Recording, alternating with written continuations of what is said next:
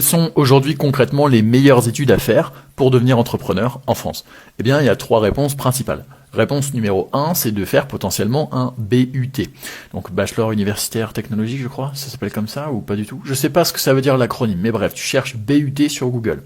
Le principe du BUT, c'est quoi? C'est que tu vas pouvoir te former à deux disciplines. Soit TC, technique de commercialisation, soit GEA, gestion des entreprises et des administrations. TC, c'est plus commercial, et GEA, c'est un petit peu plus économique dans les chiffres, dans la compta. En faisant ces études-là, tu as plusieurs avantages. Avantage numéro 1, c'est que c'est gratuit et tu payes rien. Trop bien, genre par rapport à une école de commerce qui va te coûter 10 000 euros par an, c'est vraiment le bon plan.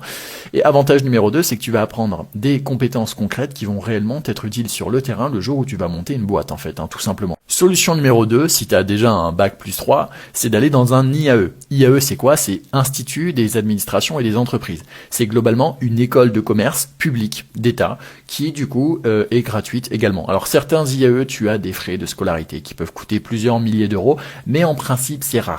La majorité du temps, c'est pas trop cher par rapport à une école de commerce et du coup, c'est encore une fois hyper avantageux parce que c'est comme faire une école de commerce mais sans les frais. Putain, ma lampe vient de s'éteindre, c'est très relou. Enfin, troisième et dernier point hyper important, c'est que être entrepreneur, ce n'est pas seulement créer une boîte dans le commerce ou autre.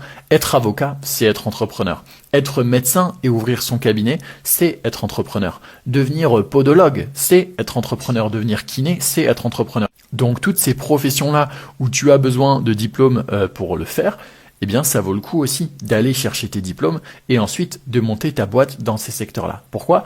Parce que forcément, c'est des secteurs où la concurrence, elle est beaucoup moindre en principe parce que tu as besoin d'un diplôme pour exercer le métier et donc forcément, ça rajoute une barrière à l'entrée. Donc, conclusion à cette vidéo, eh bien, fais soit des études de commerce classique, BUT et IAE, c'est ce qui va y avoir de mieux pour toi, soit fais des études spécialisées dans un secteur où tu as besoin d'un diplôme, ça permet de rajouter une barrière à l'entrée pour que ton entreprise elle soit moins facilement copiable par un concurrent, et ça te permet aussi d'avoir une entreprise qui aide encore plus le monde, tout simplement. Et pour ceux qui me posent la question, pour ma part, j'ai fait un BUT, ou plutôt un DUT technique de commercialisation avec 1 an d'Erasmus à l'étranger, et puis par la suite, je suis allé à l'IAE, voilà, IAE d'Aix-en-Provence, pour ceux qui veulent savoir exactement lequel. Je vous souhaite une très bonne journée et pour ceux qui veulent se lancer en freelance, vous avez toutes les informations sur le lien dans ma bio, il y a ma chaîne YouTube avec plein de vidéos, c'est trop cool.